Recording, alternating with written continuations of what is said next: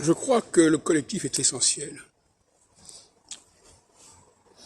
Les problèmes interindividuels sont d'abord des problèmes intercollectifs. C'est ce que j'appelle le passage de la psychologie à la psychosociologie.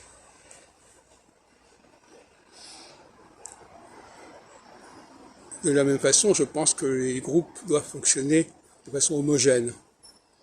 Les femmes ont une façon de fonctionner qui vaut pour elles, les hommes pour eux, et je ne crois pas beaucoup à la promiscuité, sauf sinon de façon exceptionnelle. Et je pense qu'il faut toujours, quand il y a une situation, décrire sa composition et décrire quels sont les déterminismes collectifs qui pèsent sur les personnes qui sont présentes.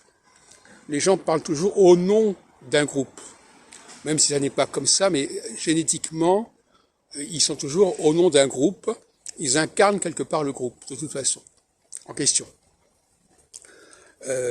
Croire que l'on représente sa propre personne est une illusion, est un mythe.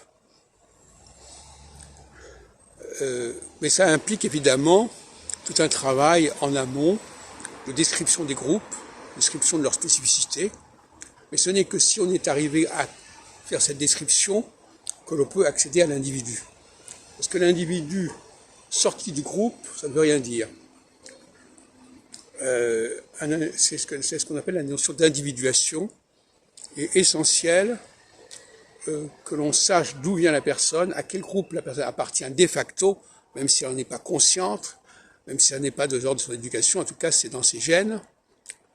Et on ne peut pas faire abstraction de cette information. Et donc tous les groupes qui sont trop syncrétiques, où on met les gens n'importe comment, n'importe qui avec n'importe qui, ça ne tient pas debout, et ça ne peut pas faire quelque chose de très intéressant. Et en plus c'est très ambigu, très ambivalent, très équivoque. Parce qu'on laisse croire qu'il y a une unité, on laisse croire qu'il y a comme dirait Marcuse, un homme unidimensionnel. Non. Alors évidemment, et d'ailleurs, chaque fois c'est de la mauvaise foi. Parce que chaque fois qu'un groupe adopte une position, ça sera toujours celle d'un groupe donné. Et si dans un groupe il y a différentes catégories, ça sera toujours un certain groupe qui va l'emporter. Mais il va laisser croire que ça a été accepté unanimement. La plupart des gens essaient de faire croire que leur point de vue a une valeur unanime. Je crois que c'est une évidence.